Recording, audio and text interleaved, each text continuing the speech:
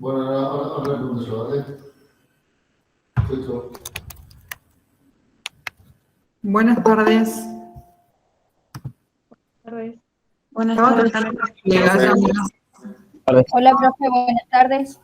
Buenas tardes. Estaba tratando de que haya más gente conectada, pero se ve que hoy no va a haber mucha concurrencia, así que vamos a empezar con los que estamos.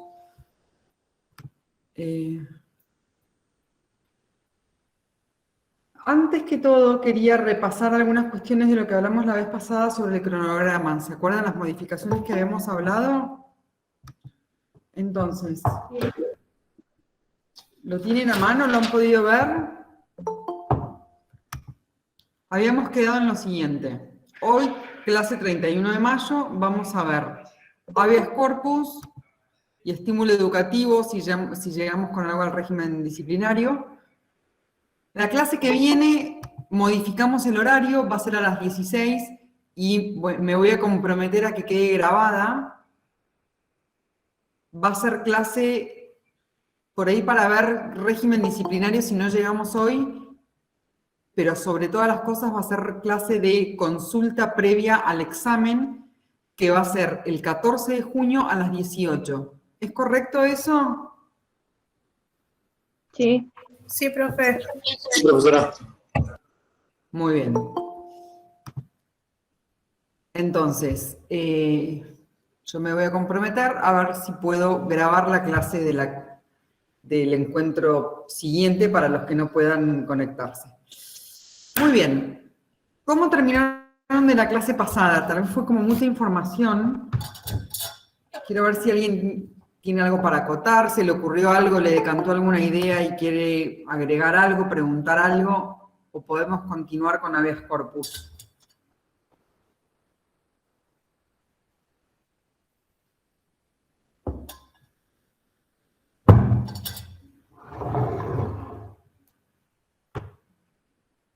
¿Nada?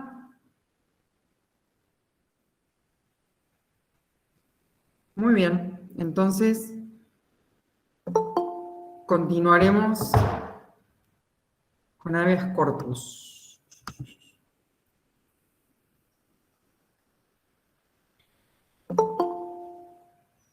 Sigue ingresando gente, me distrae un poco. Muy bien, vamos a empezar con hoy entonces.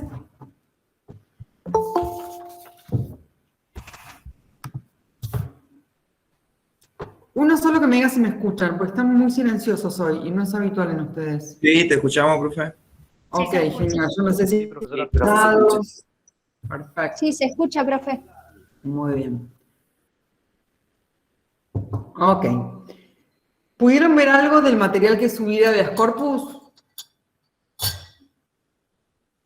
¿Algo? ¿Alguien leyó aunque sea la ley?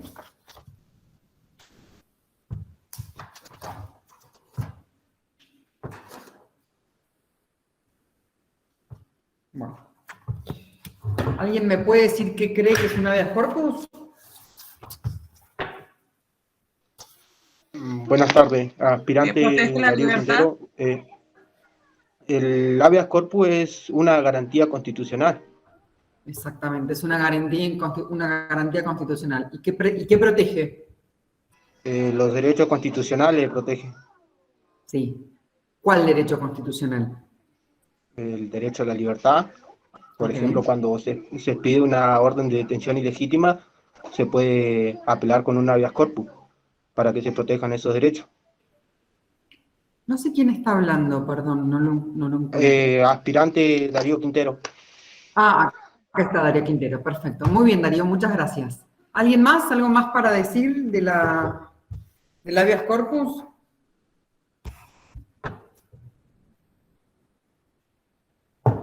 Muy bien. ¿Se acuerdan que en una de las primeras clases, cuando hablábamos de cuál era el fin de la pena y que habíamos dicho que las penas servían para la rehabilitación y no para castigo, también habíamos leído todo el artículo 18 de la Constitución Nacional? Les pido disculpas que tengo el sol justo ahí. En un ratito se va y vamos a estar bien, pero ya se va a terminar. Muy bien, en el artículo 18 de la Constitución Nacional es un artículo sumamente importante en materia penal, porque además de hablar de del debido proceso y cómo tiene que ser, dice que las cárceles de la nación serán sanas y limpias para seguridad y no castigo, eso es lo que hablamos tantas veces, y toda medida que a pretexto de precaución conduzca a mortificarlos, más allá de lo que aquello exija, hará responsable al juez que la autorice. ¿Qué nos está diciendo esto? ¿Qué nos agrega esto a lo que venimos hablando? Que entonces las cárceles son para rehabilitación y no para castigo, pero que además las cárceles serán sanas y limpias. Esto significa, básicamente, hace referencia a que toda persona detenida debe estar detenida en condiciones dignas. Y ahora vamos a empezar a hablar, y lo vamos a repetir mucho, a qué es una condición digna y qué es lo esperable. Y tal vez vamos a hablar de muchas cosas que yo se las voy a contar, y ustedes, no sé si en alguna de las materias prácticas ya han tenido alguna visita a algún establecimiento de detención. ¿Lo han hecho? No, Entonces, profe. no sé si alguno de ustedes alguna vez visitó. Todavía no. No sé si alguno de ustedes alguna vez visitó un establecimiento de detención. Ahora vamos a empezar a transitar un camino en el que yo les voy a hablar de cómo son las cosas y después hay otro plano de lo que efectivamente sucede y qué es lo que nosotros podemos tolerar. ¿Se acuerdan que al principio de este curso hablamos que yo siempre les digo que las personas privadas de su libertad son básicamente el último orejón del tarro de la sociedad? A nadie le importa lo que pasa con los presos. Imagínense si una persona que fuese candidato a algo salga a decir: yo quiero cambiar las condiciones de detención y quiero que todas las personas privadas de su libertad tengan Wi-Fi. Va a salir uno y le va a decir: sí, pero ¿sabes qué? Primero tenés que crear el centro de neonatología en el hospital. Y si uno tiene que elegir, ¿qué va a elegir? Claramente el centro de neonatología. ¿Estamos de acuerdo con esto? Entonces, como yo les digo, esto no genera votos, el preso no da buena prensa, y por eso yo siempre digo que, ¿se acuerdan el caso de este tiroteador? No me acuerdo si era sueco o finlandés. Era un hombre que mató a muchos chicos en una escuela, creo que era. Parecido a lo que pasó en Texas la semana pasada. Bueno, y la gente se rasgaba las vestiduras, nosotros, porque a ellos no les sorprende, que esta persona tenía baño privado, expresa, perpetua, 1500 años de condena, tenía baño privado, tenía pileta de natación, tenía acceso a internet. Entonces, para nosotros es una locura eso, pero ¿por qué? Porque nuestros presos están muy lejos de esta situación. Ahora, si nosotros tuviésemos cárceles que tengan educación, adecuados servicios de salud, celdas privadas con baño privado, acceso a una pileta de natación y un gimnasio, a mí me encantaría que esto suceda, pero porque esto en definitiva significaría que el resto de la sociedad también vive de esa manera. ¿Se entiende? Claramente en Suecia, Noruega, no sé, no recuerdo bien dónde era, el resto de la sociedad tiene acceso a todas estas cosas. Entonces, por supuesto que una persona privada de su libertad también lo tiene. Bien. Creo que era el caso de Noruega. Noruega, sí, puede ser algún país de alguno de esos. Bomba y después fue a una isla donde estaban todos los chicos y mató a 33.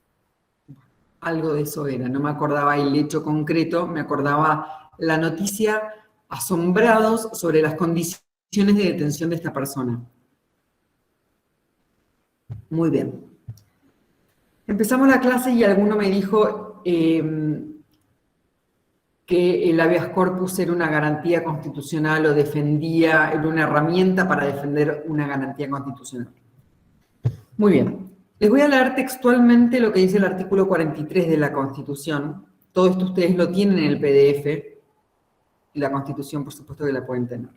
El artículo 43 dice que toda persona puede interponer una acción expedita y rápida de amparo, siempre que no exista otro medio judicial más idóneo contra todo acto u omisión de autoridades públicas o de particulares que en forma actual o inminente lesione, restrinja, altere o amenace con arbitrariedad o ilegalidad manifiesta derechos y garantías reconocidos por esta Constitución, un tratado o una ley.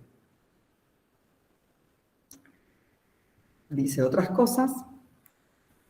Cuando el derecho lesionado, restringido, alterado o amenazado fuera la libertad física o en caso de agravamiento ilegítimo de la forma o condiciones de detención o en el de desaparición forzada de personas, la acción de habeas corpus podrá ser interpuesta por el afectado o por cualquiera en su favor y el juez resolverá de inmediato, aún durante la vigencia del estado de sitio.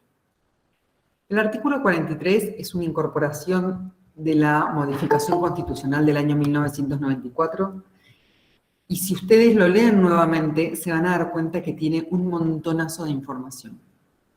¿Qué prevé? Dos institutos. Por un lado, prevé la acción de amparo, y por otro lado, la acción de habeas corpus, que básicamente es un amparo pero específico. ¿Por qué digo esto?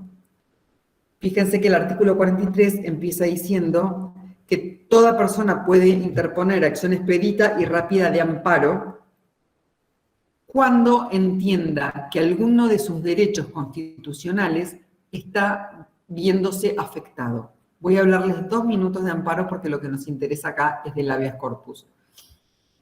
El amparo se interpone, como les dije recién, cuando entendemos que un derecho constitucional nuestro está siendo afectado y no hay otra vía más rápida para hacerlo.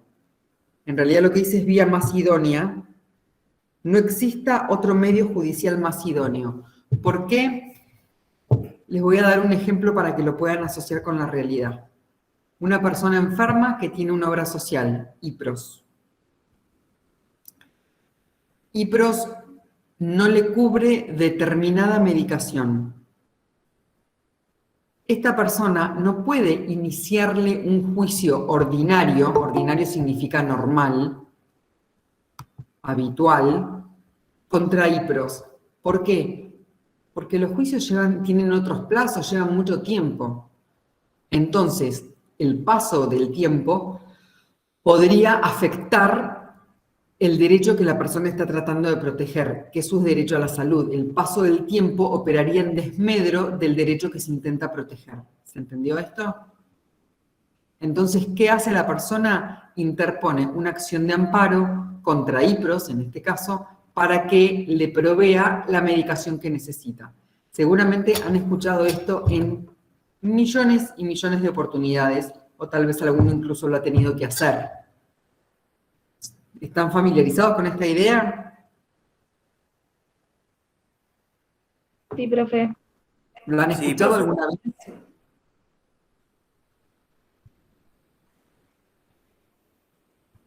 Sí, profe.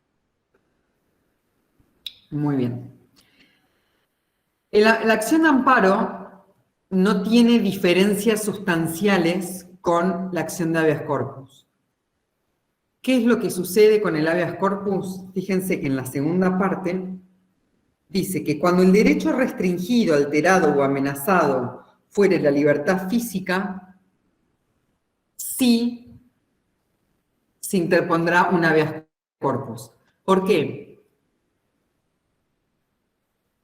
Hay alguien me está diciendo que hizo recurso de amparo para que le hagan una operación a su bebé. Ahora voy a volver con eso.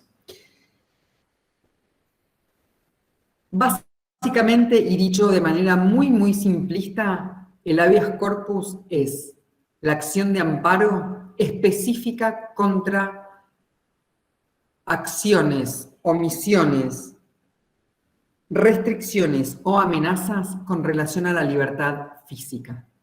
Voy a repetir. Acciones, omisiones, restricciones, alteraciones o amenazas ¿Entienden esos conceptos?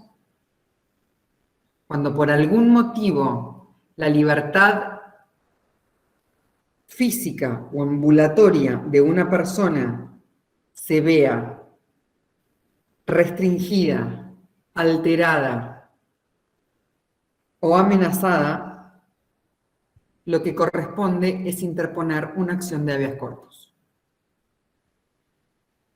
Pero agrega algo más la Constitución y tiene que ver con que también se podría interponer una acción de habeas corpus en los casos de agravamiento ilegítimo de las condiciones de detención. Agravamiento ilegítimo de las condiciones de detención. Esas tres palabras, acuérdenselas. Agravamiento ilegítimo de las condiciones de detención. Es un concepto que van a ver muchas veces y básicamente esos son los habeas corpus que ustedes, como agentes penitenciarios, ¿Podrá repetir, profe? van a ver. Agravamiento ilegítimo de las condiciones de detención.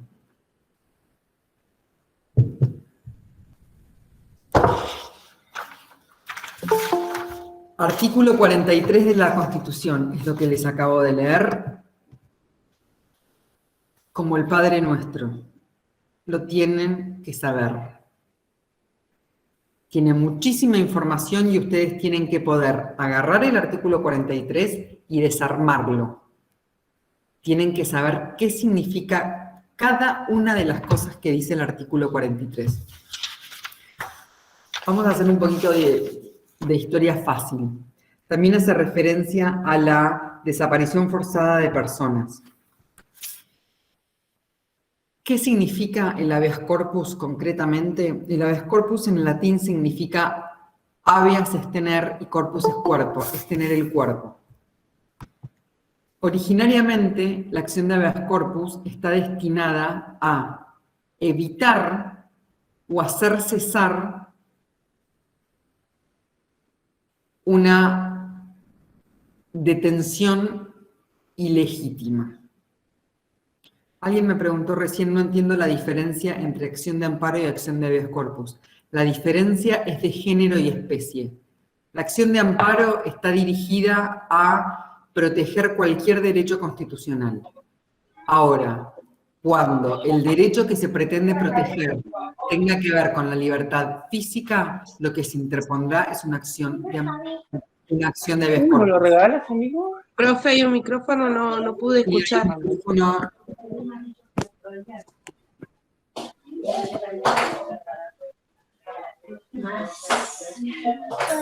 Javier, Lo puedes silenciar si quieres. no sé quién es el que tiene el micrófono no silenciado. Javier Vega. Javier,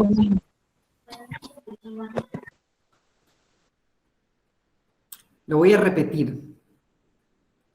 La diferencia entre la acción de amparo y la acción de habeas corpus es una diferencia básicamente de género y especie. La acción de amparo está dirigida a proteger cualquier derecho y garantía reconocido por la Constitución. Ahora bien, cuando el derecho que se intenta proteger es el derecho a la libertad física, lo que corresponde es interponer una acción de habeas corpus. Voy a hacer una referencia terminológica. Todos dicen recurso de amparo y recurso de habeas corpus. No quiero que lo digan más. No son recursos, son acciones. Si bien la diferencia es técnica y la gente, incluso los abogados todo el tiempo decimos recurso de habeas corpus, está mal dicho. ¿Por qué está mal dicho? Porque el recurso, desde el punto de vista técnico, es un remedio que se interpone contra una resolución o una sentencia que ya dictó un juez para que eso sea modificado, como un recurso de apelación. Recurso significa que es una opción que tiene la persona ante un determinado acto jurídico. En este caso, no estoy respondiendo a un acto jurídico, sino que estoy accionando. Estoy pidiendo que algo, por ejemplo, se modifique. Es una acción. Ejerzo una acción, por ejemplo, de habeas corpus. Por lo pronto no pretendan entender mucho jurídicamente las distinciones, pero quiero que entiendan esto, que claramente el habeas corpus y el amparo son acciones porque son medidas activas que se llevan adelante con un fin determinado y son procesos independientes. ¿Está bien?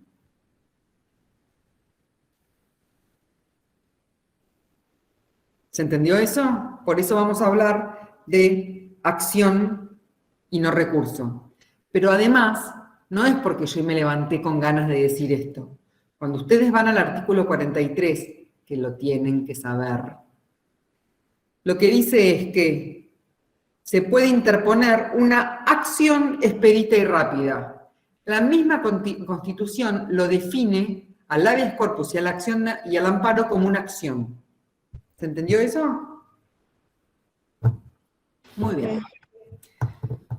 Entonces, yo les decía que el habeas corpus en latín significa tener el cuerpo y está dirigido originariamente a evitar o hacer cesar detenciones ilegales. Hay un apartado en la Constitución que habla de desaparición forzada de personas. En la última dictadura militar, cuando la gente era detenida, lo primero que hacía quien reclamaba a esta persona, el amigo, el familiar, quien fuera, era interponer una acción de habeas corpus. ¿Por qué? ¿Qué sucedía? Lo que se sabía en el momento era: estábamos en casa, vino la policía, lo detuvo y se llevó a Juan. No sabemos cómo se lo llevó, por qué se lo llevó, si había una orden de detención. Entonces se interponían acciones de habeas corpus para que eventualmente esa detención, que en principio resultaba ilegal, o por lo menos sin orden judicial, eso es ilegal, se blanquee de alguna manera. ¿Se entiende? Eso es lo que significa cuando habla de hacer cesar una detención ilegal o evitar una detención ilegal. Disculpen que voy a prender una luz.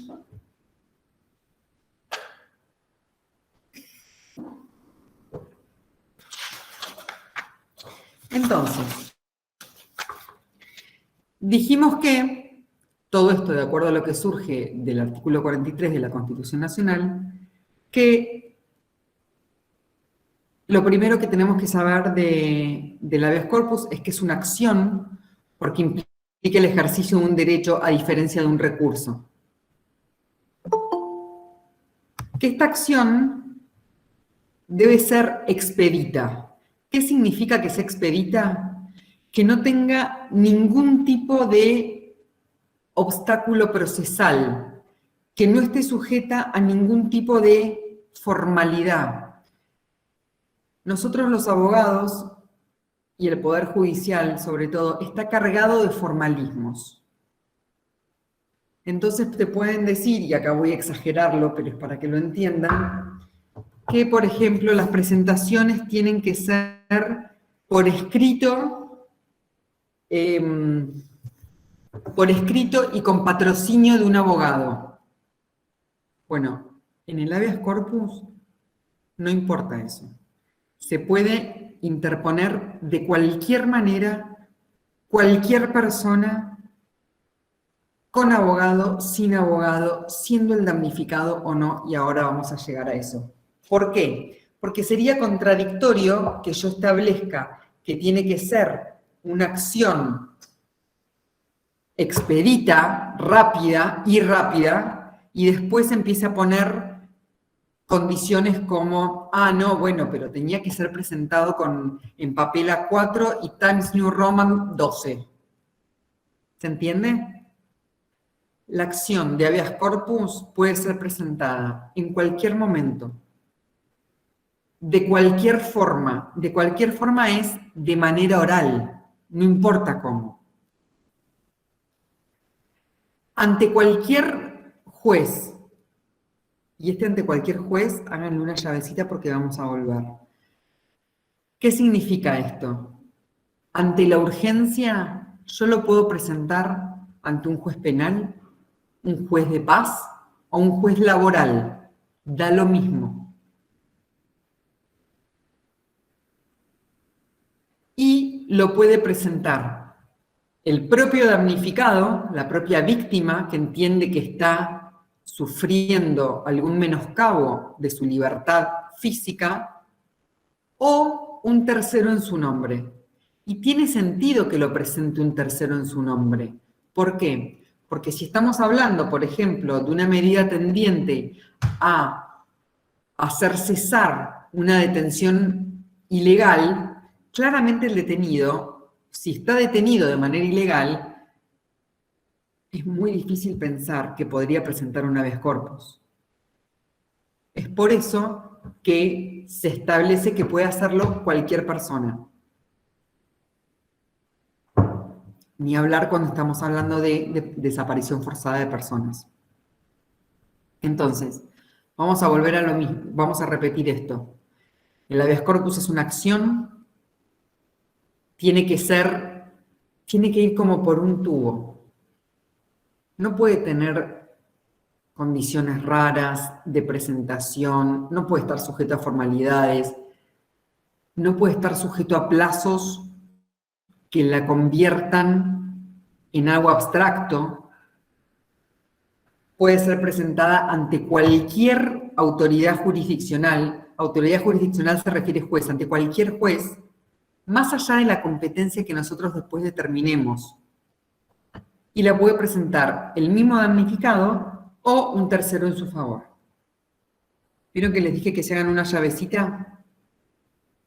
Yo lo que les dije fue que puede ser presentada ante cualquier autoridad jurisdiccional, ante cualquier juez. ¿Es cierto esto? Sí, es cierto. Ahora bien, ustedes, como agentes penitenciarios, van a intervenir casi exclusivamente, les diría, en un tipo específico de habeas corpus, que son el habeas corpus por agravamiento ilegítimo de las condiciones de detención. En ese caso, el juez competente para intervenir es el juez que está a cargo de la ejecución penal de ese detenido. ¿Por qué? Porque es el juez el que, junto con el resto de los operadores del Estado, fiscal y defensor, deben velar porque la ejecución de esa condena sea en los términos de la Constitución. Y debe velar porque a ese interno no se le violen sus condiciones, no se le agraven ilegítimamente sus condiciones de detención. Agravamiento ilegítimo, digo, porque después vamos a hablar de agravamientos legítimos. ¿Se entiende cómo vamos hasta ahora?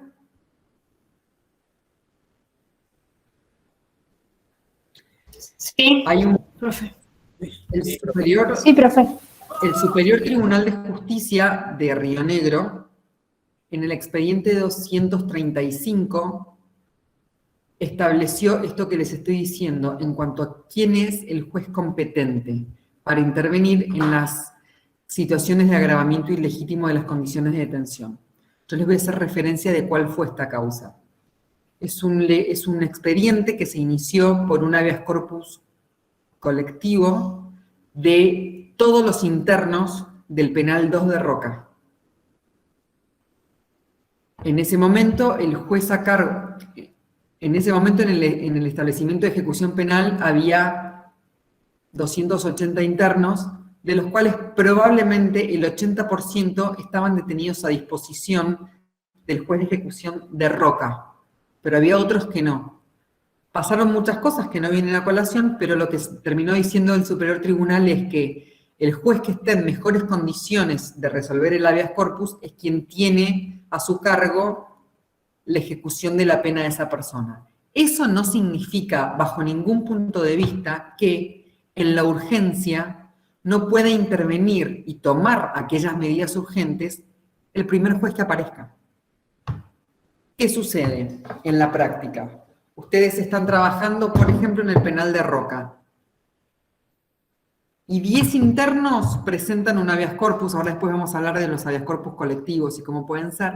10 internos presentan un habeas corpus porque en la celda de ellos se rompió un caño y está inundada. De esos 10 internos hay 7 que están a disposición del juzgado de ejecución de Roca, 1 que está a disposición del juez de ejecución de Chipo y 2 a disposición del juez de ejecución de Bariloche. En este caso, hay que tomar una medida urgente. ¿Qué van a hacer ustedes? Se lo mandan al juez de Roca. Que tome la medida, la primer medida urgente. Después vemos. ¿Se entiende esto? Muy bien.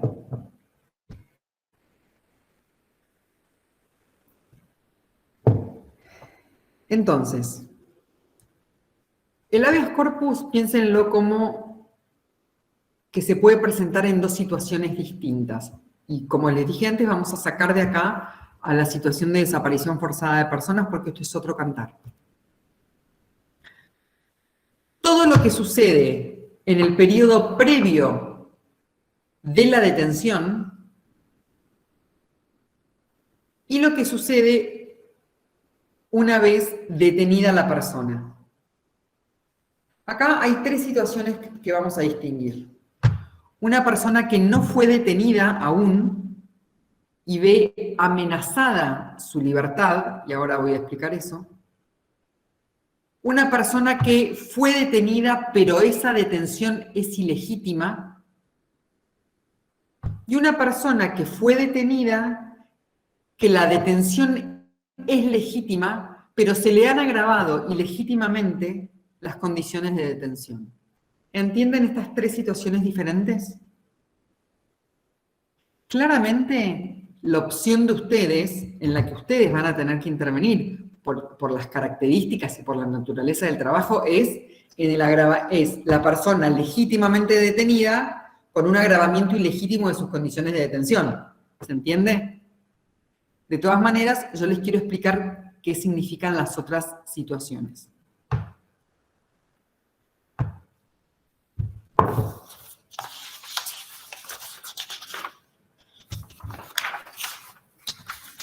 Previo a eso les quiero explicar una cuestión. Vieron que yo les dije al principio que el artículo 43, se los voy a ir leyendo de vuelta, se dirige a todo acto u omisión que lesione, restrinja, altere o amenace la libertad física.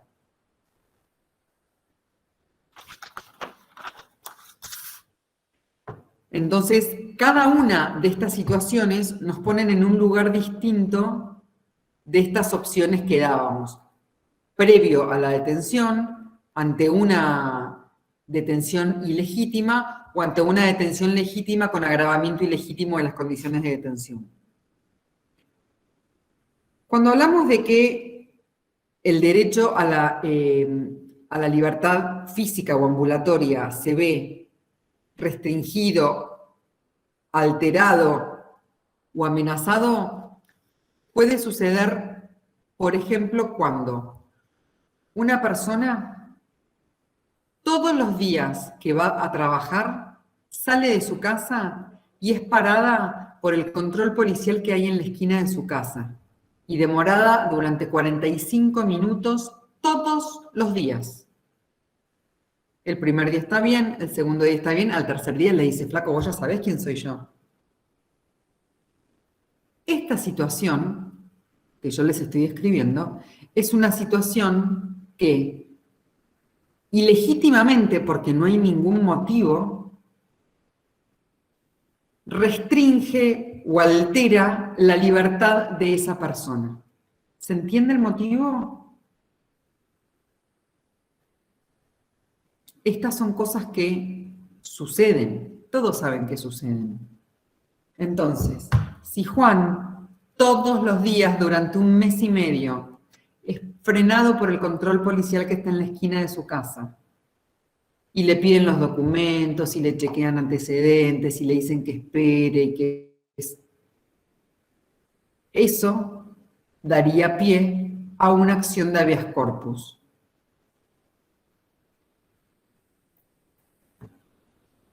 ¿Se entiende el concepto? Acá no hay una orden de detención, no hay una detención ilegítima, no hay un agravamiento de condiciones de detención. Simplemente hay una persona que sin real motivo ve alterado o modificado su derecho a la libertad. ¿Vieron cuando son chiquitos en la escuela que te dicen tu derecho termina donde empieza el mío?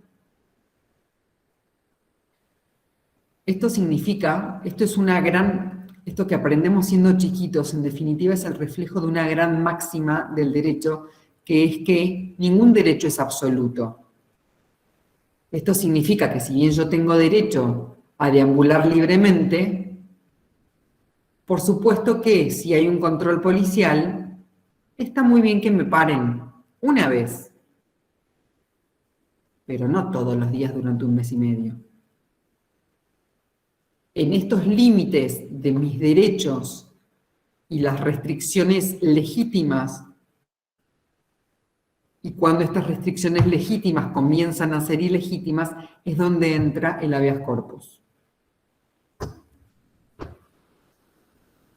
Esta situación nos encuadraría en la primera etapa, digamos, cuando no tenemos una detención y cuando la libertad se está viendo afectada o alterada. La segunda opción es cuando ya la persona está detenida y no tenemos orden de detención. Entonces podemos presumir que es ilegítima. Ahora bien, cuando nosotros hablamos del habeas corpus, podemos hablar de un habeas corpus preventivo o correctivo. En el caso que les acabo de decir, Juan, que frenado todo el tiempo, sería un ejemplo de un habeas corpus correctivo. ¿Por qué? Porque lo que Juan pretende al presentar esta acción es que lo deje de parar el control policial de la esquina.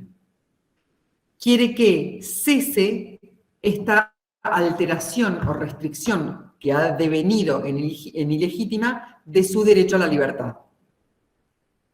Ahora bien, en el hipotético caso que nosotros entendamos que hay una persona cuya libertad está siendo amenazada porque creemos que la van a detener, su derecho a la libertad se ve amenazado. Entonces, puede interponer un habeas corpus preventivo para que la detención, que entiende que puede llegar a ser ilegítima, no suceda. Este es un ejemplo que hoy en día no es frecuente ver en esta instancia, en un Estado democrático, detenciones ilegales. Nadie duda que toda detención debe ser con la orden de autoridad competente. Con lo cual, en un Estado de Derecho, esta situación no es habitual. Ahora bien, como les dije, originariamente, el término primero del habeas corpus era hacer cesar una detención que era ilegal. Este sería el segundo supuesto. Y la tercera opción que tenemos es cuando ya tenemos una detención, cuando esa detención es legal, porque fue ordenada por un juez competente, pero las condiciones de detención de esa persona se han visto por algún motivo ilegítimamente agravadas. Voy a volver. Es una situación en la que estamos frente a una detención legal con juez competente a cargo de la situación, pero lo que ha sucedido es que las condiciones de detención de esa persona por algún motivo se han visto agravadas de manera ilegítima.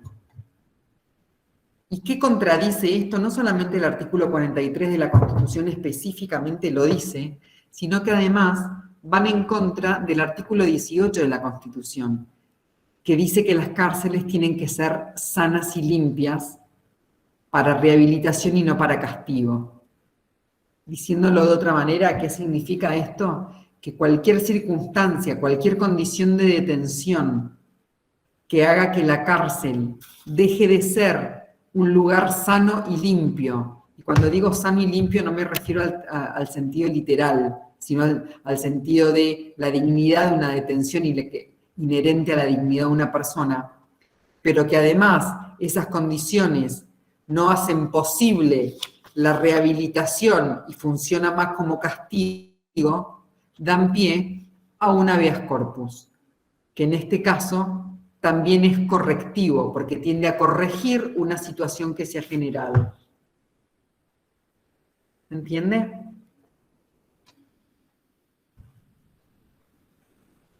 ¿Alguien tiene preguntas? ¿Quieren decir algo?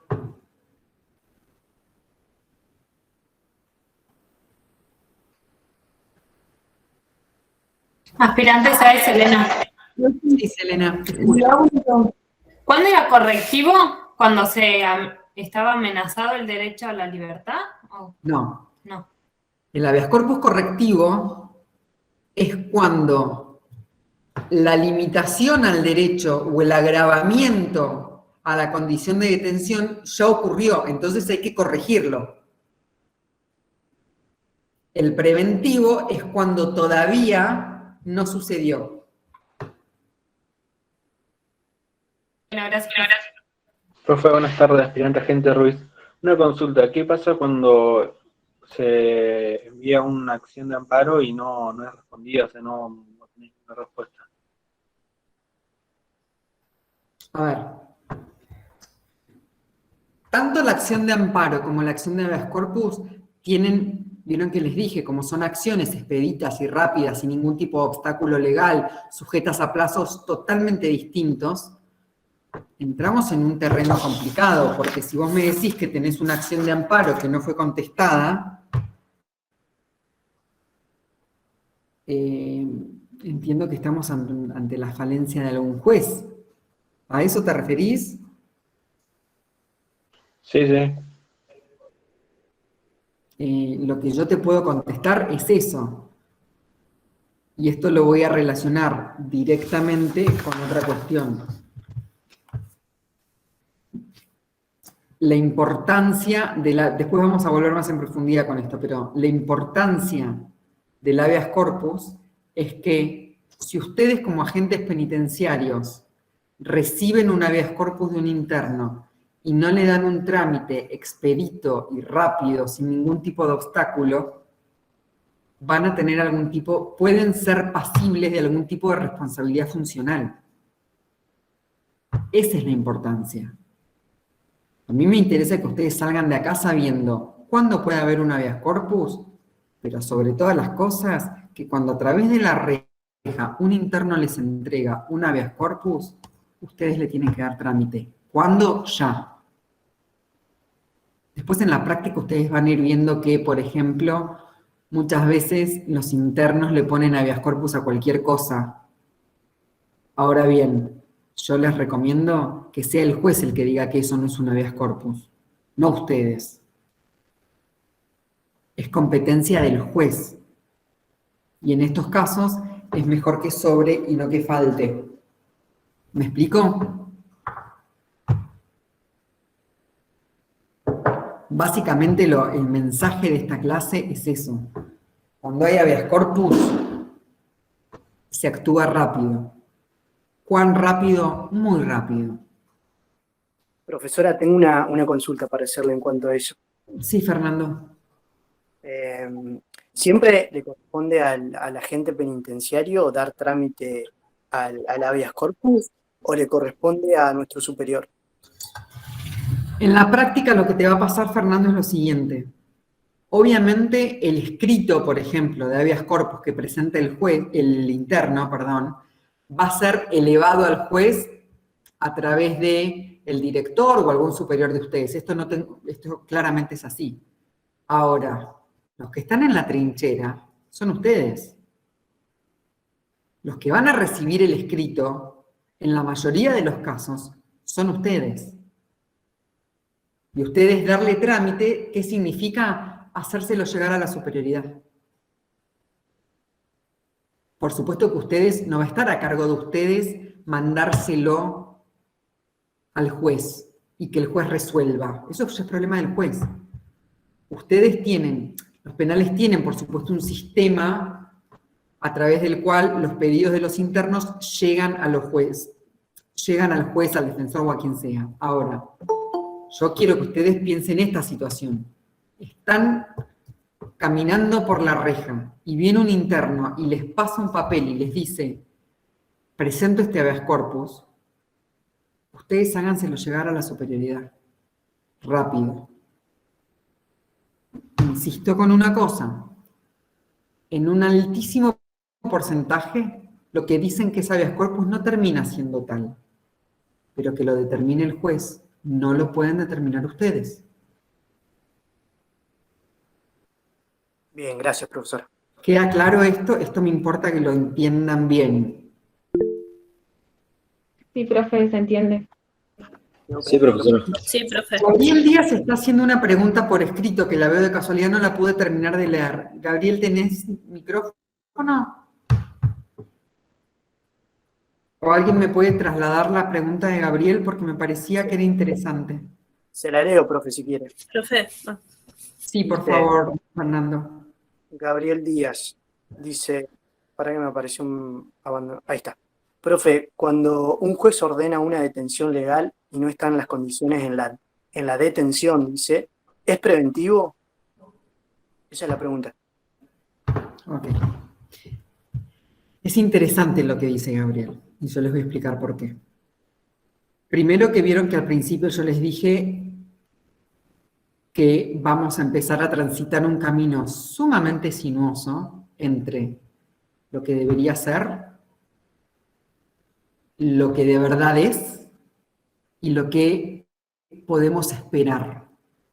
Todo eso en un marco de razonabilidad y en el mundo de lo posible.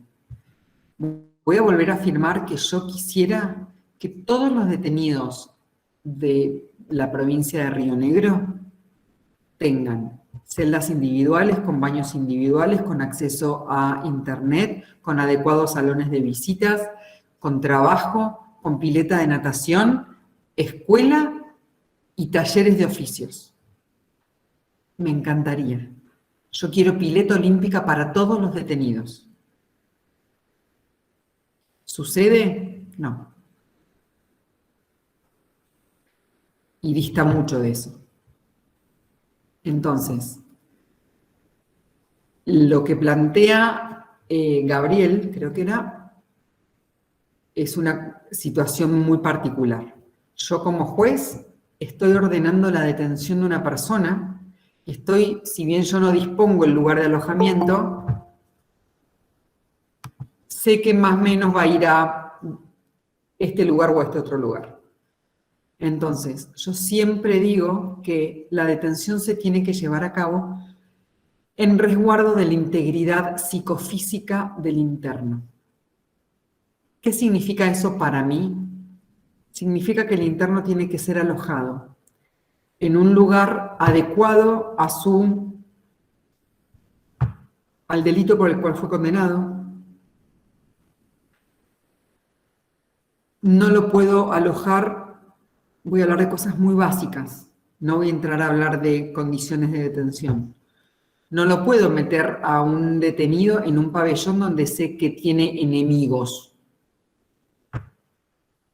Yo no puedo meter un interno en un lugar en el que, por ejemplo, está la familia de la persona que él mató, por decirlo de alguna manera.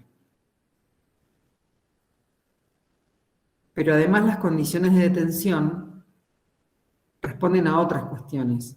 Yo tengo que asegurarle al interno un adecuado alojamiento en cuanto a condiciones de habitabilidad, adecuada calefacción y abrigo en invierno. Técnicamente les tenemos que proveer ropa, vestimenta y ropa de cama. Lo de la vestimenta no sucede. No sucede nunca, no lo vi jamás. Jamás vi que llegue a un penal un camión con pantalones y camisas y buzos para todos los internos. Lo reclama alguien y a esta altura ya no lo reclama nadie. Esa es la realidad. La familia es la que le lleva la ropa. Y cuando hay alguno que no tiene familia o tiene una familia que ni siquiera le puede traer ropa porque no tienen ropa para ellos, bueno, con mucha buena voluntad la gente del penal le consigue ropa.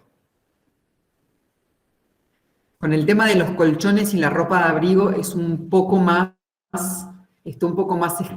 esquematizado y sí se distribuyen, pero porque hay interés en que, por ejemplo, se distribuyan frazadas ignífugas y colchones adecuados para no hacer, para que no se, todo ignífugo. Entonces eso sí lo provee habitualmente el Estado. Elementos de higiene, sí, los provee el Estado. Ahora, yo no sé si los provee en la cantidad y en la calidad necesaria. Me han presentado millones de habeas corpus, por ejemplo, por condiciones de higiene. Millones. Entonces terminamos en que, bueno, yo le pido al penal que me presente, por ejemplo, y entonces me presentan unas planillas que dicen, bueno, en tal fecha entregamos 1 litro de lavandina, detergente, una escoba. ¿Alcanza los niveles que nosotros nos gustarían? No, por supuesto que no. Porque yo quiero pileta olímpica para todos. Entonces, yo como juez que privo de la libertad a una persona y la estoy mandando a un lugar que sé que no reúne los requisitos mínimos de dignidad, es un conflicto, lo cual nos lleva a otras situaciones tal vez.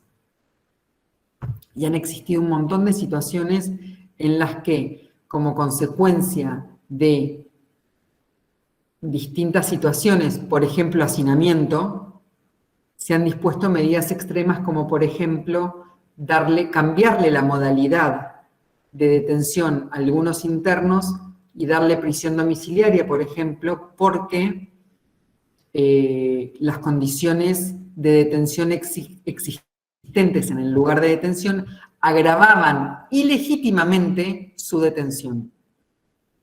¿Se acuerdan al principio que dijimos que de lo único que estaban privadas las personas detenidas era de su libertad ambulatoria? Eso es lo único que les puedo sacar. El resto no se los puedo sacar. Pero sí es cierto que transitamos un camino terriblemente sinuoso en estos términos. No sé si contesto la pregunta de Gabriel. por ahí si a alguno le surgen otras dudas. Les voy a dar un ejemplo. Con la pandemia por COVID-19, vieron que dijeron que habían liberado a un montón de presos. ¿Lo escucharon muchas veces? Sí, En profe.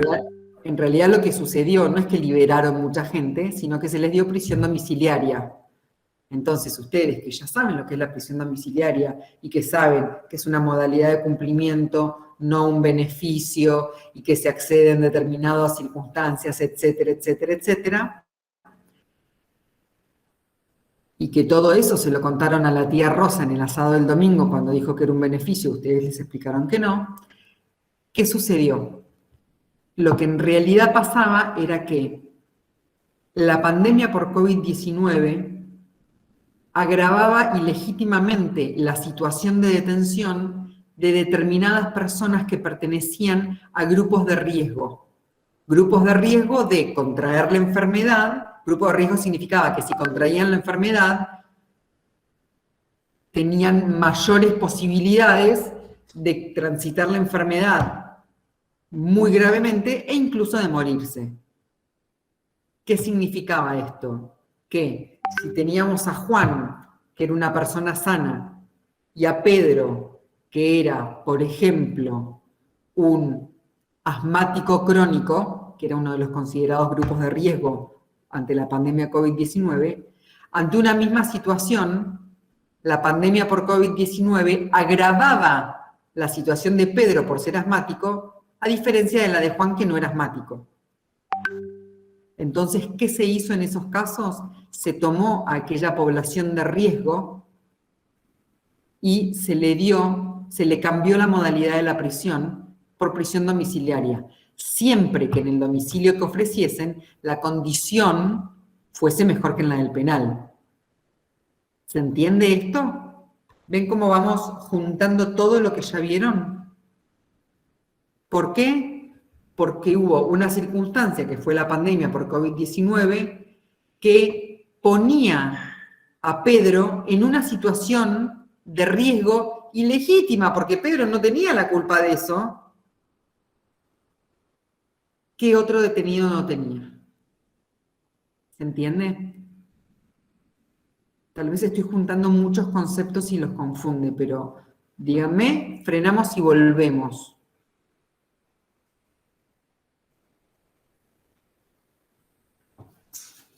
¿Hay alguna pregunta sobre esto? Profe, aspirante agente Pedraza Jessica, le Sí, quería Jessica. hacer una consulta con respecto al tema hacinamiento. Si los internos le corresponde habeas corpus para esto, pero y si no encuentran más lugar de ponerle que haya muchos internos, ¿cómo se soluciona entonces? Por supuesto que el hacinamiento es uno de los grandes motivos que han dado pie a muchos habeas corpus colectivos. Este es otro tipo, que es cuando lo presentan en masa, digamos. ¿Alguno leyó Verbitsky? Verbitsky, yo les voy a contar quién es Verbitsky. Verbitsky es un... Sí. Lo leímos. ¿Cómo? Que lo leímos, que es colectivo lo que presenta.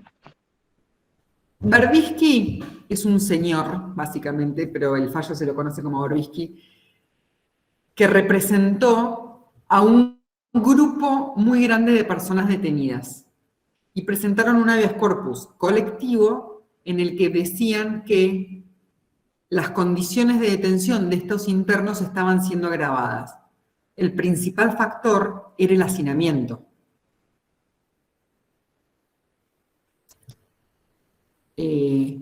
Nota de color. ¿Se acuerdan todo el lío que hubo con el vacunatorio VIP? ¿Se acuerdan eso? Yo no voy, de vuelta voy a decir lo mismo de la otra vez.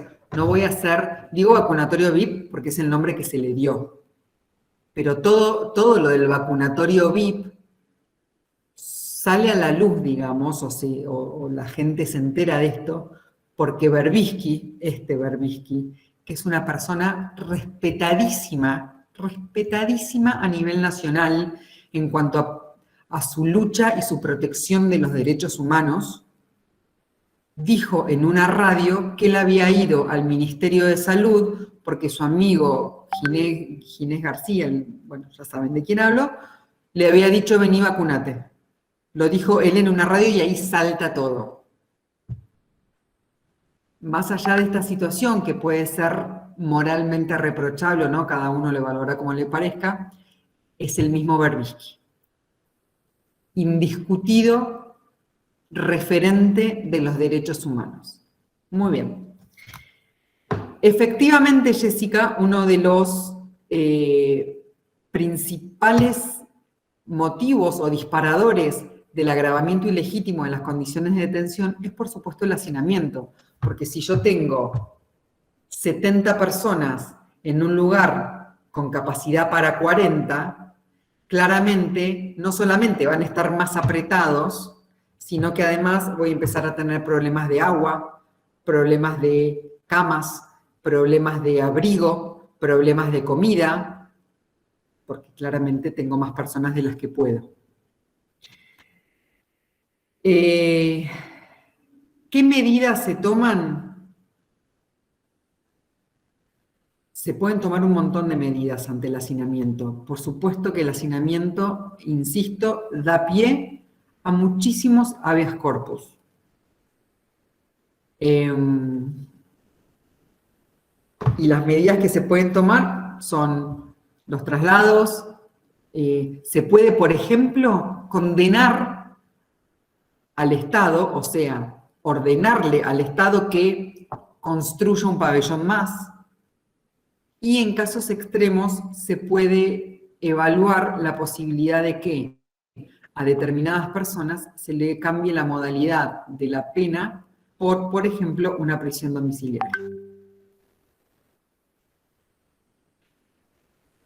No se hace habitualmente.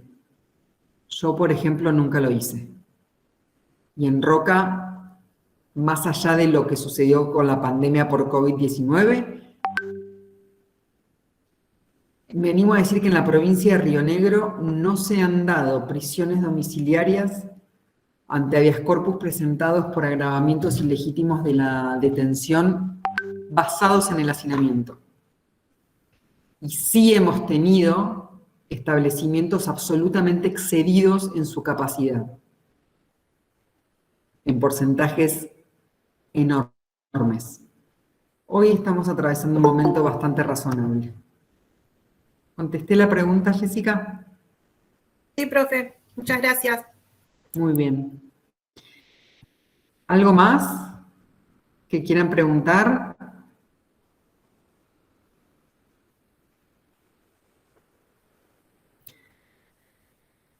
Como les digo siempre, no quiero ser tan clara, ¿eh? Y esto entra mucho en el examen. Aprovechen Profe, para hacer dudas. Sí.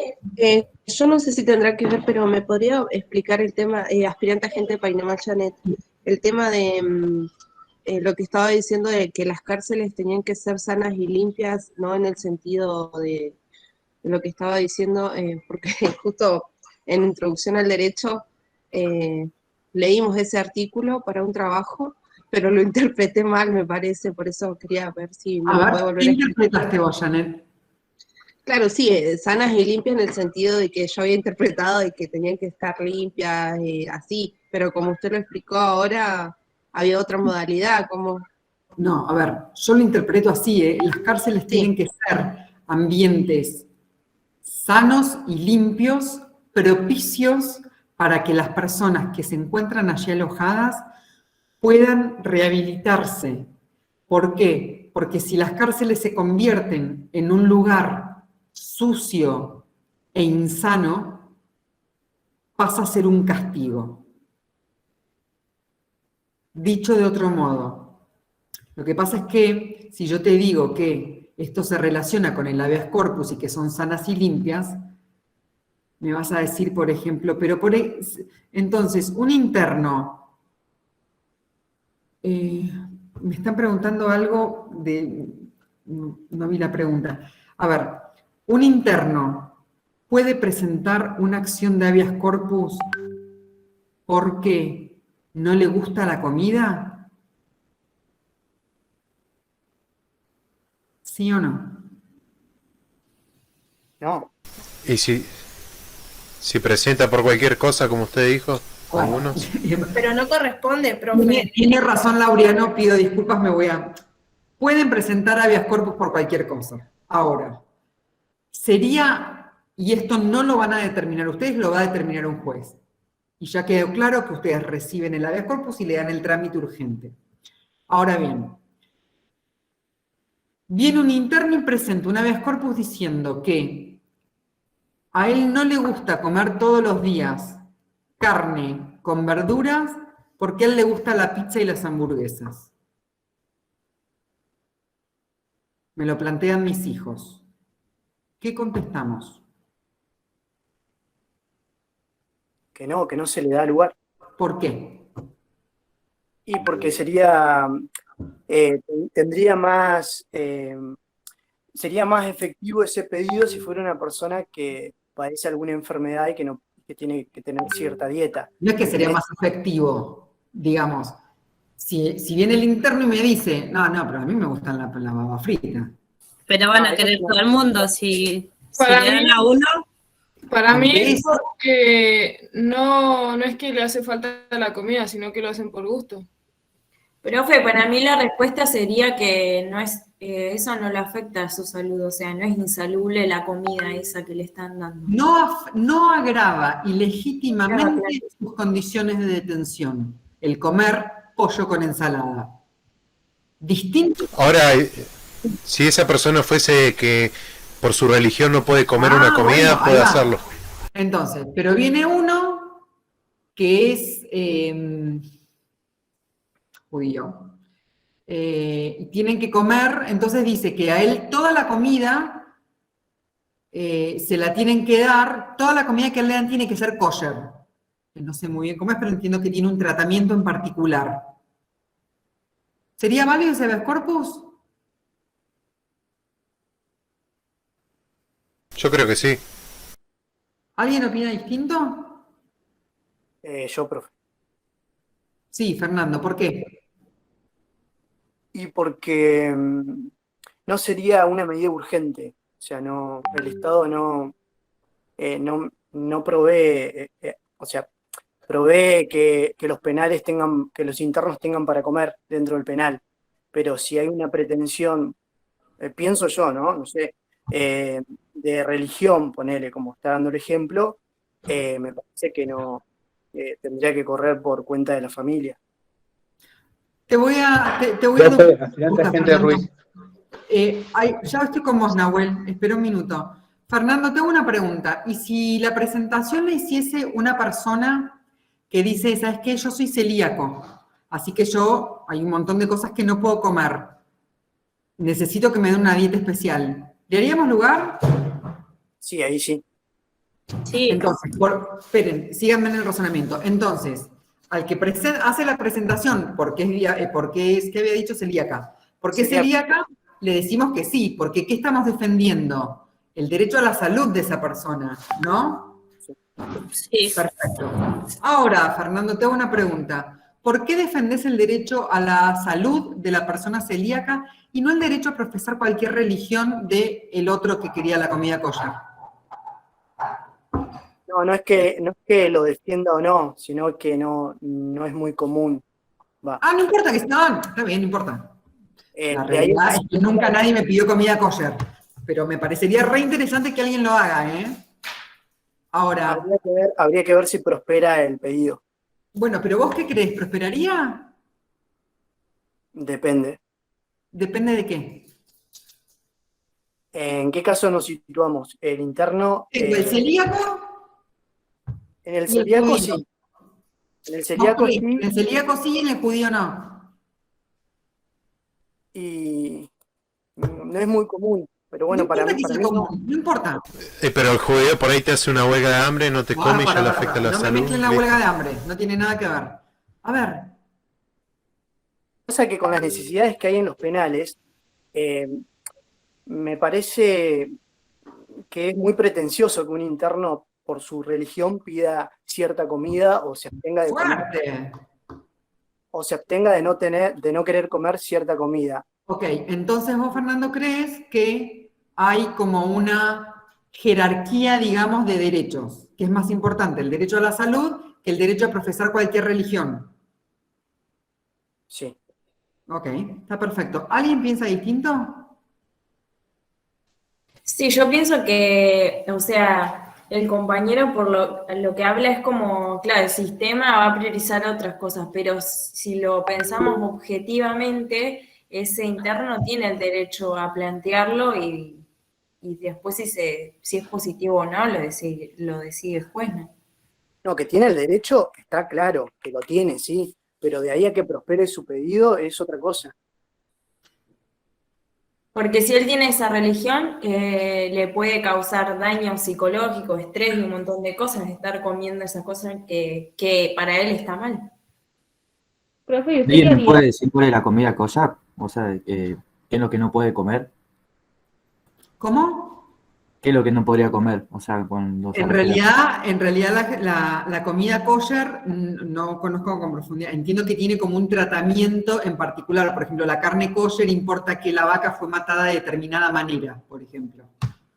Porque va en contra de su religión comer comida que no haya sido, que no haya sido producida conforme determinado procedimiento.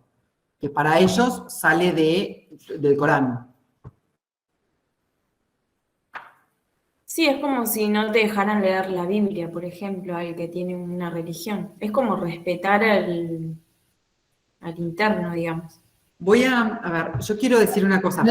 La comida kosher tiene que ser sacrificado por un rabino. Claro, sí, por eso hay un procedimiento especial. Fernando Bartolo, Sí. te agradezco mucho el ejemplo porque me parece súper interesante y agradezco la opinión. Esto lo que voy a decir no es en contra tuyo, digamos, pero me sirve mucho como ejemplo para que se entienda. Nunca me hicieron un planteo de este tipo, nunca vino una persona a decirme yo soy judío y me presentó un habeas corpus para que toda su comida sea kosher. Entiendo el razonamiento de Fernando, es decir, si tenés hambre comés igual. Ahora,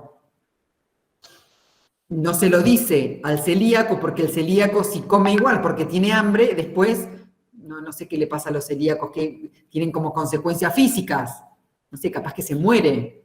Entonces, creo que el razonamiento de Fernando viene por ese lado. Ahora, yo como juez, no soy quien para decir, claro, o al diabético me dicen, alguna patología de estas. Ahora, yo no soy quien para decir si esto es más importante o no. Vayamos a algún país islámico a decir que la religión no es tan importante y que es más importante el derecho a la salud que el derecho a profesar libremente una religión. Yo como juez le hago lugar a los dos. Al celíaco para que se le brinde una dieta apta a celíaco y al judío para que se le dé comida kosher. Porque entiendo que ambas situaciones, por distintos motivos, agravan ilegítimamente las condiciones de detención de cada uno. Al diabético o al celíaco o lo que sea, porque físicamente le hace mal. Y tal vez a nosotros nos resulta más fácil porque es más palpable ver una enfermedad de este tipo. Ahora, cuando vemos al judío, que en realidad sí come una carne que no fue sometida al procedimiento kosher, y nosotros vemos que no le pasa nada, nos dan ganas de decirle, dale, flaco, no jodas, comé igual y callate la boca, agradece que tenés un plato de comida. Porque básicamente es eso lo que estamos hablando. Bueno, pero ¿qué pasa? Se está comprometiendo la dignidad de esa persona. ¿Se entiende? Yo le hago lugar a los dos planteos. Porque agravan ilegítimamente las condiciones de detención. ¿Se entendió? Te agradezco de vuelta, Fernando, por el ejemplo, porque realmente fue muy bueno y me gusta esto que suceda. Gracias, profe. ¿Se entendió cuál es el punto de esto? Sí, profe. Sí, profe. Sí, profe, se entendió. Sí, profe. El habeas corpus tiende a que las condiciones de una detención legítima no se vean agravadas por ningún motivo. Ninguno. Ni de salud, ni de higiene, ni de religión, por ningún motivo.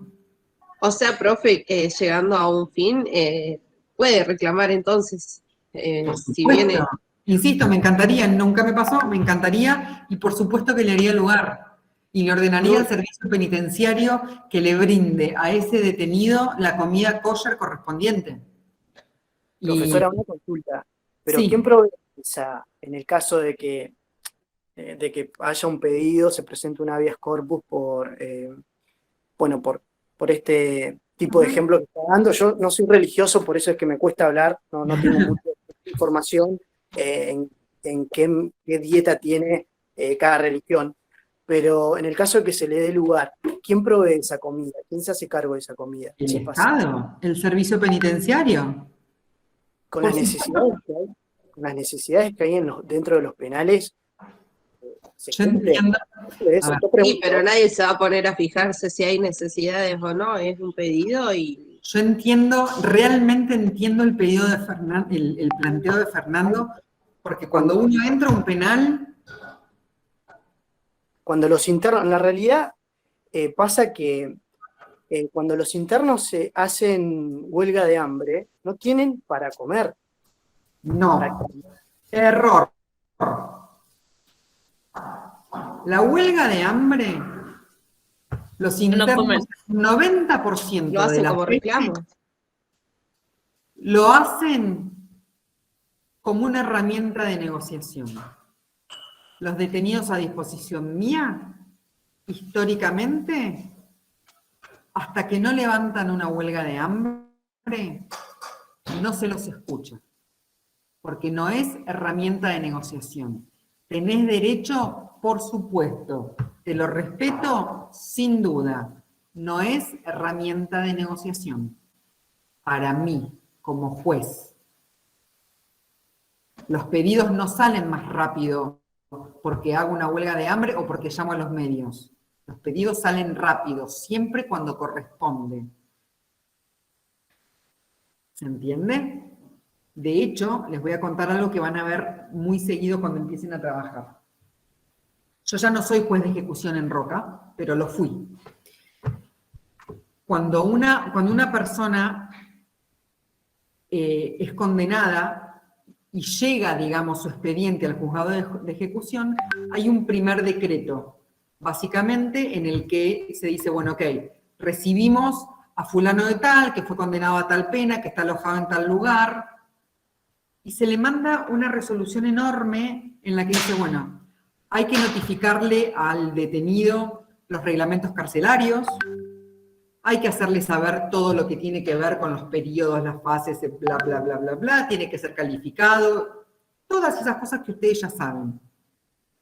El punto 7 del abocamiento, se llama abocamiento eso, que es la primera intervención del juez de ejecución, el punto 7 hace referencia a la huelga de hambre. En caso de que el interno, es muy largo, pero básicamente lo que dice es lo siguiente. En caso de que el interno quiera hacer huelga de hambre, tiene derecho a hacerla. Y nadie va a impedir que ejerza su derecho de protesta, porque también es un derecho constitucional. Deberá estar sometido a control médico permanente. ¿Qué significa? Te peso todos los días y te controla un médico. Tendrían que ver lo que engordan muchos de los que hacen huelga de hambre. Y en determinadas situaciones, por orden médica, se puede ordenar la alimentación compulsiva. Esto lo van a ver. ¿En qué casos? Cuando la persona se desmaye, se lo puede compulsivamente, pese a que había dicho que estaba haciendo huelga de hambre, se lo puede alimentar por suero, digamos. Me están diciendo cómo sería eso, me pregunta Daniel Martínez, no sé a qué se refiere.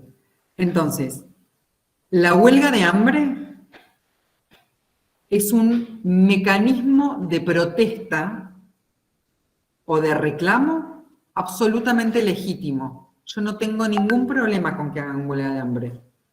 No es herramienta de negociación. ¿Se entiende? y no tiene absolutamente nada que ver con el habeas corpus. La huelga de hambre no tiene nada que ver con el habeas corpus. ¿Querés hacer huelga de hambre? Está muy bien, hace huelga de hambre. El habeas corpus es otra cosa. Perdón, profesora, justo se Sí. me apagó el celular y me conecté ahora de la computadora. Me perdí la última parte, pero bueno, no pasa nada. No sé qué dije. Entonces, pueden presentar habeas corpus porque no tienen patio, porque no tienen escuela, porque no hay médicos, porque la comida está en mal estado, porque la comida es escasa, porque no les dan elementos de higiene, porque el salón de visitas es inadecuado. Hay un montón de situaciones en las que pueden presentar acciones de habeas corpus. Siempre, siempre, siempre vamos a tener que estar hablando de un agravamiento ilegítimo, insisto, ilegítimo de sus condiciones de detención. Voy a dar un ejemplo, es pregunta de examen y lo van a entender cuando hablemos de sanciones disciplinarias. Una de las sanciones disciplinarias que se le puede imponer a un interno por no cumplir con los reglamentos es, por ejemplo, no acceder al patio durante 2 semanas. Si en ese contexto el interno me interpone un habeas corpus porque lo tienen encerrado en la celda hace 1 semana y no lo dejan salir, ¿corresponde que le haga lugar al habeas corpus?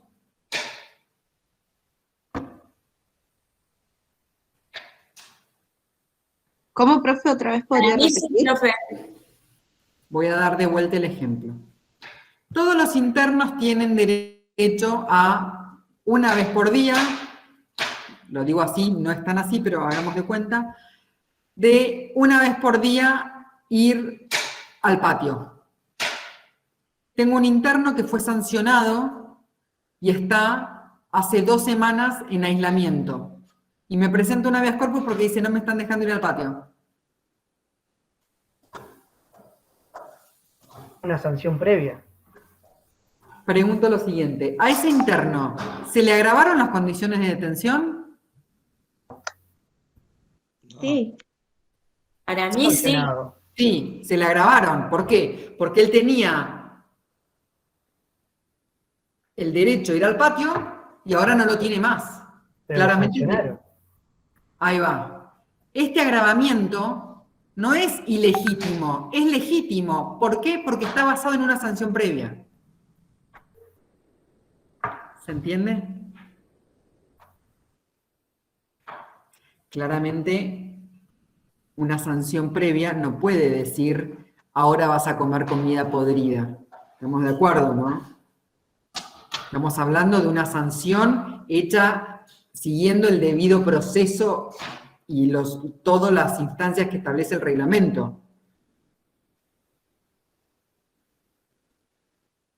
¿Queda clara la diferencia del agravamiento legítimo y el agravamiento ilegítimo de las condiciones de detención?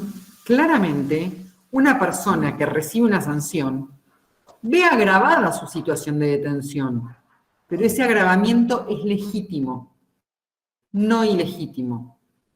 El habeas corpus está dirigido hacia agravamientos ilegítimos. Y esto es importante que lo entiendan.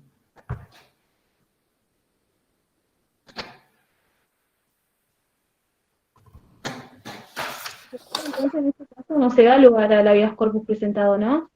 No. No. ¿Qué sucede en la práctica? Viene un interno, me presenta un habeas corpus porque, ahora aquí ahí me da un ejemplo, que no sea ni comida, que ya lo hablamos, algo, ¿qué se les ocurre? Algo que motive un habeas corpus. ¿Cómo? Que le corten la visita. Perfecto. Le cortaron la visita. Entonces, se presenta Juan y dice, hace 2 semanas no recibo visitas, presento un habeas corpus. Perfecto. Yo como juez, ¿qué hago? Lo primero que hago es pedirle al director del penal que en un plazo que suele ser muy chiquito, me informe si Juan está recibiendo visitas, si está recibiendo visitas, cada cuánto y de quién, bla, bla, bla, y si no los está recibiendo, ¿cuál es el motivo? Y en base a eso recién, yo puedo decir si corresponde o no hacer lugar al habeas corpus. ¿Se entiende? Si a mí el director del penal me contesta, sí, no está recibiendo visitas porque fue sancionado, no le hago lugar. Si me dice, no está recibiendo visitas porque no sabemos qué pasó, pero la familia dejó de venir, no puedo hacer nada. Ahora, si me dicen, no está recibiendo visitas porque no tenemos lugar de visitas, entonces ahora las visitas en vez de ser semanales, van a ser cada 3 semanas. ¿Qué hacemos ahí? Ahí sí le dan lugar. Depende. A ver, si es una situación transitoria, porque se incendió la sala de visitas y la están reparando, ok, de vuelta. Empezamos a transitar estos caminos de lo bueno, lo posible, lo real, lo factible. Se incendió la sala de visitas, tenemos un lugar de visitas mucho más chico. Eso va a hacer que durante 2 meses, en vez de tener visitas todas las semanas, los internos la tengan semana por medio porque es el tiempo que tarda en reconstruirse la nueva sala de visitas. Y bueno, está bien, por 2 meses va a haber que bancársela. ¿Se entiende? En todo el periodo de pandemia por COVID-19, los internos dejaron de recibir, no solamente no pudieron salir nunca más los que tenían beneficios liberatorios, sino que además no pudieron recibir nunca más, por un periodo muy largo, las visitas de ningún familiar. No solamente las visitas de ningún familiar, sino que se restringió muchísimo el ingreso de mercadería y ropa, libros, lo que fuera. Esto dio lugar a una catervada de habeas corpus.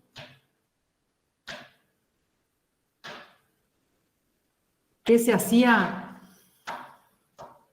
Estamos en una situación, lo que se contestaba era, estamos en una situación excepcional, extraordinaria, y no se puede modificar esto. Había aislamiento social preventivo y obligatorio para todo el mundo. ¿Se agravaron las condiciones de detención de los internos? Definitivamente. Fueron momentos tremendos. Imagínense que si fueron momentos tremendos para todos los que no estábamos detenidos, imagínense para las personas detenidas. Pero bueno, son situaciones excepcionales. Ok. Escucho preguntas, consultas, lo que sea de habeas corpus.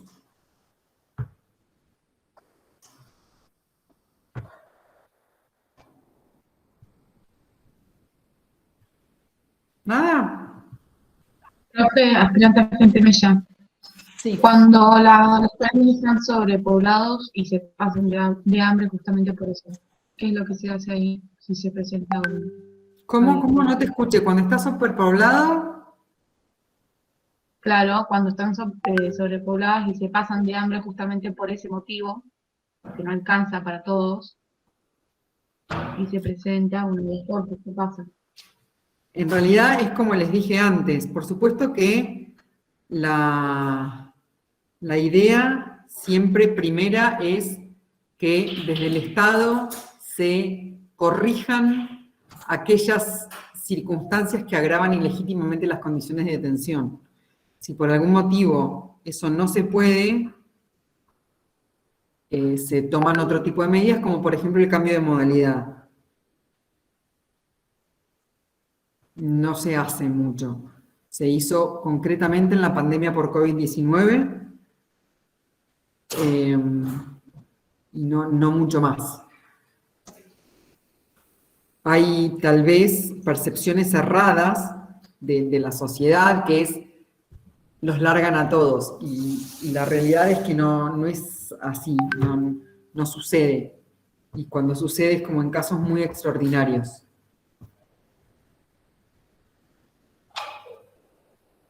¿Era esa la pregunta?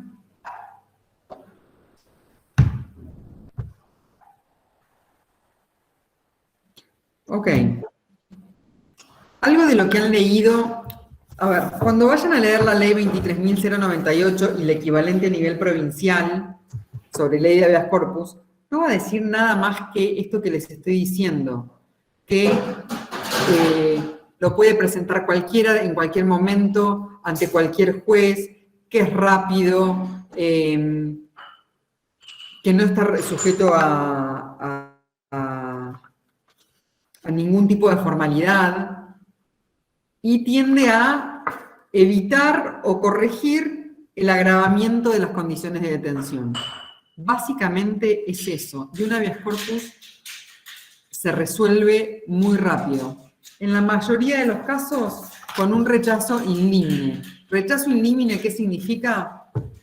Esto no es habeas corpus, porque estás detenido a disposición de un juez competente, bla, bla, esto no es un habeas corpus. Pero insisto, que lo diga el juez, porque ustedes pueden ver sus funciones comprometidas si toman decisiones distintas. O si dicen, no, esto no es un habeas corpus, ni lo presentes porque no es un habeas corpus, lo decide el juez. Ustedes no. Ustedes, Profe, sí. entonces con el ejemplo que dio usted de la comida, nosotros por más que creamos que eso no es aceptable, igual nos corresponde informarlo a los superiores, por más que nos parezca que no corresponde. Que ustedes no pueden, Jessica, ustedes no tienen la facultad de resolver eso. Porque ustedes no tienen la competencia para determinar si hay un agravamiento ilegítimo de las condiciones de detención, porque eso lo determina un juez. Yo no estoy diciendo que ustedes no lo sepan. Yo lo que estoy diciendo es que quien determina si hay o no un agravamiento ilegítimo de las condiciones de detención es el juez. Entonces, de nuevo, reciben un habeas corpus y se le da el trámite correspondiente. No sé, en la diaria por ahí le dicen, no, se lo tenés que hacer llegar al jefe de interna, al jefe de judiciales, no sé cómo lo tramitarán. Pero se les da trámite, ustedes no resuelven eso. Sí, por ahí el juez después les va a decir, después de mandar estos informes que alguno, de acuerdo al cargo, a la función que cumpla, deberá responder. ¿Cuántas veces Juan salió al patio en las últimas 2 semanas, por ejemplo? ¿Se entiende esta distinción? Ustedes podrán informar situaciones de contexto que se les pida específicamente, pero no pueden resolver sobre el fondo de la cuestión.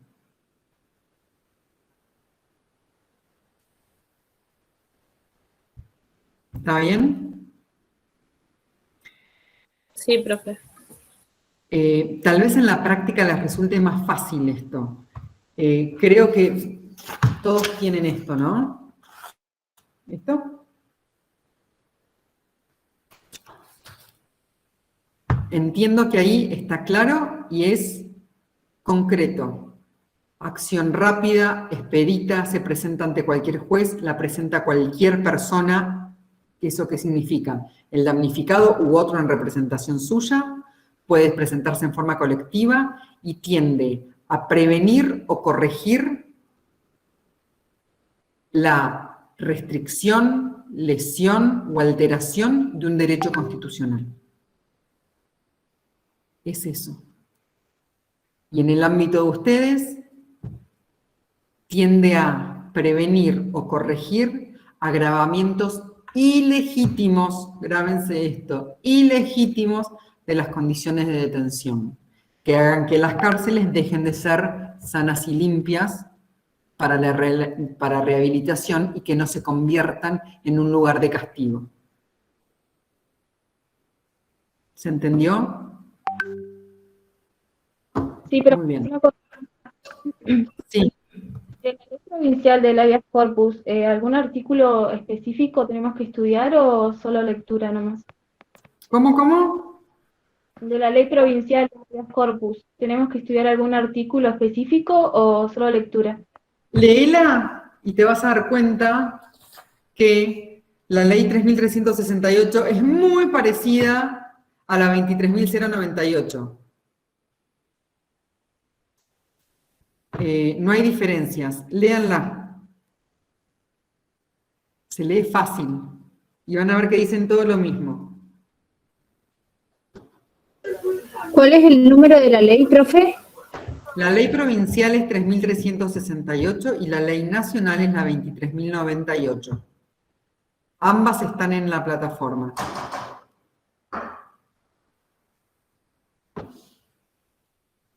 Gracias, profe. ¿Qué más preguntas tenemos de habeas corpus?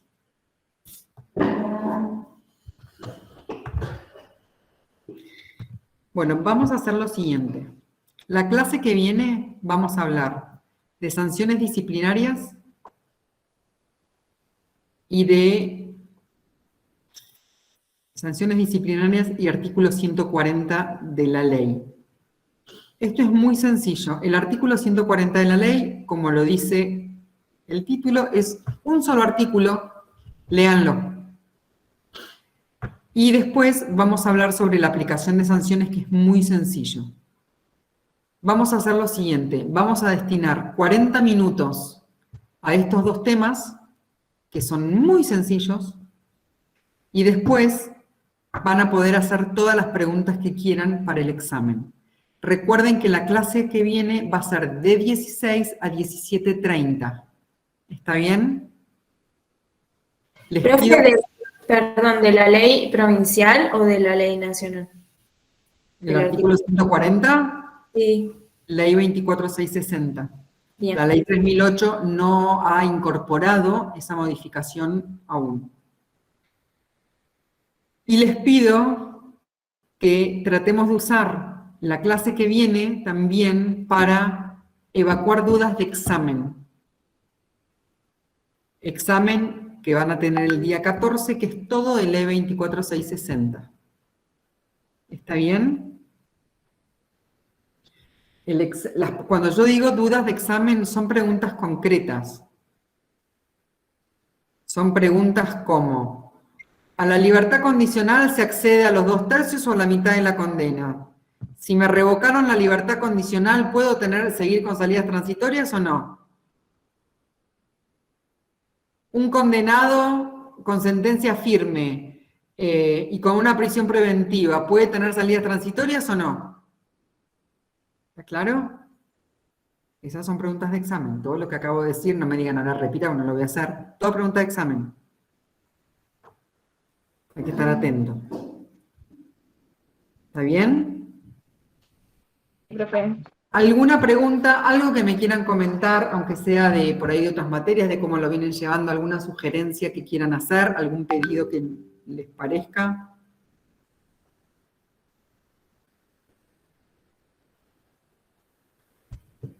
Nada, han estado muy silenciosos. Yo no sé si los... Sí. ¿Solo la ley 24660 va a tomar o también la habeas corpus? No, habeas corpus, ley 24660, sanciones disciplinarias, un montón de cosas. Profe, aspirante Galindo Bruno. Sí, Bruno. Vamos a ver todo lo que queda porque después no te seguimos teniendo clases porque es imparcial, ¿verdad? No, de acuerdo al cronograma, déjenme chequearlo, vamos a tener el 7 de junio, van a tener esta clase que vamos a ver, estímulo educativo y régimen disciplinario, y el 14 es el parcial, segundo parcial. Del 21 al 26 de junio serán los exámenes recuperatorios y del 1 al 5 de agosto serán los exámenes finales. claro, por eso le decía que lo último que vamos a ver es la clase que viene, y después ya no vamos a los que si yo supongamos que yo apruebo el parcial y tengo aprobado el anterior, ya no tendría clases con usted. No, y otro tampoco, ¿eh? Salvo que, o sea, clase no tendría recuperatorio. O sea que antes Claro, de claro. final no vamos a tener ninguna clase. ¿Cómo? Antes de dar el final no vamos a tener ninguna clase. No hay prevista ninguna clase. Sí podemos, una vez que esté fijado la fecha del examen final, que no están fijados, podemos fijar una clase de consulta. Técnicamente no están fijadas, pero tal vez, por ejemplo, la última semana de julio podemos tener una clase de consulta previo al examen final. Estaría buenísimo, profe. Ok, no hay ningún problema. Lo podemos establecer. Por ejemplo, déjenme que me fijo algo. Los exámenes son entre el 1 y el 5. Por ejemplo, el martes 26 podríamos tener una clase como última clase de consulta, ¿les parece? Sí, profe. Sí, profe. Quiero decirles que ya mismo la dejo agendada. ¿Ok?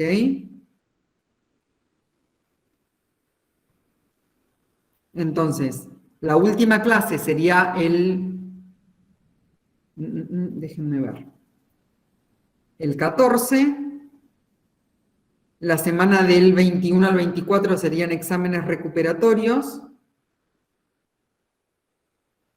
Y después pasaríamos a el 26 de julio. Me preguntan si el examen final va a ser por la plataforma. Yo entiendo, el otro día alguien dijo algo distinto, que eran presenciales. A mí no me dijeron eso, y las instrucciones que yo tengo en principio es que los exámenes, ya sea parciales como finales, son todos a través de la plataforma. No sé si han tenido exámenes de otra forma. No, profe, yo tengo Por la entendido plataforma que únicamente. todo lo virtual se rinde virtual y en la segunda etapa que es presencial, eso sí se rinde presencial. Claro, pero nosotros no tenemos etapa presencial. Claro, yo también había escuchado eso, que no había etapa presencial. Claro, sí, aparte somos de un montón de lugares diferentes, es como que sería re complicado. A mí me encantaría hacer los exámenes parciales presenciales, y si no se pueden, me gustaría muchísimo que el examen final sea presencial y oral. Ahora, no es la metodología que está prevista. Con lo cual, el examen final va a haber dos tipos de exámenes finales: final largo y final corto. Para el que promocionó y para el que no, creo que se le llaman libres y regulares. ¿Leyeron esa parte del reglamento? Sí. Sí, profe. Perfecto. La única diferencia es que el regular es más corto que el libre. La metodología va a ser la misma, ¿no? La que venimos utilizando hasta ahora. Sí, chicos, yo ya se los dije, creo que lo primero que les dije en la clase. Son más de 90 aspirantes. Sería imposible tomarles, por ejemplo, un examen parcial el 14 y tenerlo corregido con una antelación suficiente que les permita a quien no apruebe dar un recuperatorio la semana siguiente. Tal vez hay algún profesor que lo pueda hacer, me alegro un montón. Yo no puedo corregir, porque aparte un examen a desarrollar tiene que tener mínimo 3 preguntas. Tuvimos uno ayer, profe, de 2. ¿De 2 preguntas? ¿En qué materia? Seguridad penitenciaria. Está bien. ¿Y ya se los corrigieron? Todavía no. No. Yo prefiero hacer esta metodología de opción múltiple o verdadero y falso, que entiendo que de la manera en la que yo planteo las consignas, tienen que haber entendido la materia. Si no, no las van a poder contestar. Tienen que haber participado de las clases, si no, no las van a poder contestar. ¿Son capciosas? Sí, son capciosas. Tienen que haber entendido la materia. Entonces, me parece que es una forma, a mi criterio, y de acuerdo a mi realidad, una forma más eficaz de evaluarlos. Yo no podría cumplir con ustedes y eso me parece que es una responsabilidad grande que yo tengo. Sería muy poco serio que yo venga a decirles, bueno, ahora todos estos desaprobaron y mañana tienen recuperatorio. No me parecería adecuado. Y realmente no me puedo comprometer a eso, a corregir. No sé cómo hacen el examen, hacen las preguntas a desarrollar y lo mandan. Sí, contestamos y lo mandamos. Después tenemos que...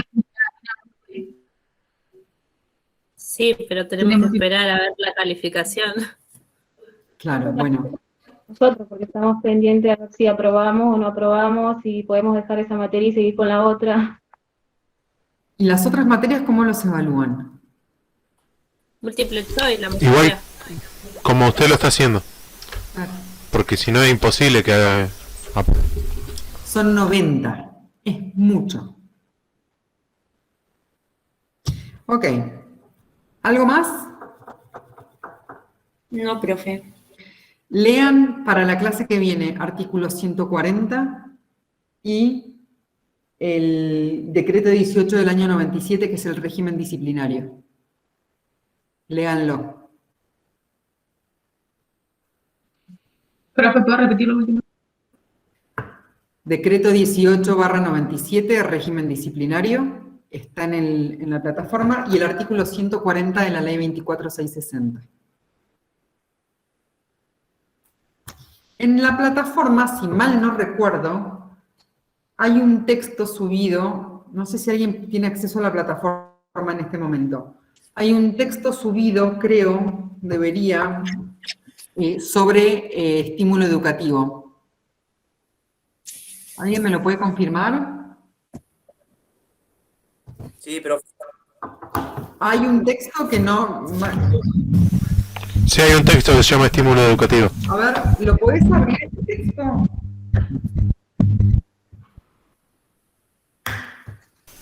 Sí, se puede abrir. Ok, ese texto, ¿quién lo escribió? Puede ser que lo escribió Pablo Matkovic. Hay dos, profe. Hay dos. A ver.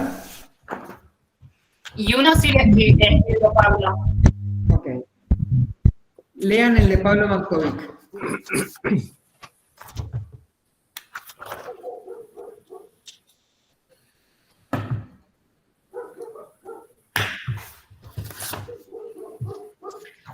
Ok. ¿Algo más o damos por finalizada la clase? Porque seguramente todos se quieren ir a leer la ley de habeas corpus. No se rían, yo creo que termina la clase y todos se van a leer ley de habeas corpus. Si no es así, no me lo cuentan. Sí, profe, nos vamos a poner ahora. Perfecto. Sí, perfecto. ¿Alguna duda? ¿Algo más para preguntar? Si no, quedan todos liberados. No, profe. No, profe. Muy bien. Martes que viene, 16 horas. Por favor, sean puntuales. Tengo un compromiso ineludible y no me puedo extender más que a las 17:30. ¿Está bien? Listo, profe, muchas gracias. Muy bien. Hasta luego. Gracias. Buenas noches, gracias. Hasta luego. Buenas noches, profe. Entonces, Hasta luego, profe.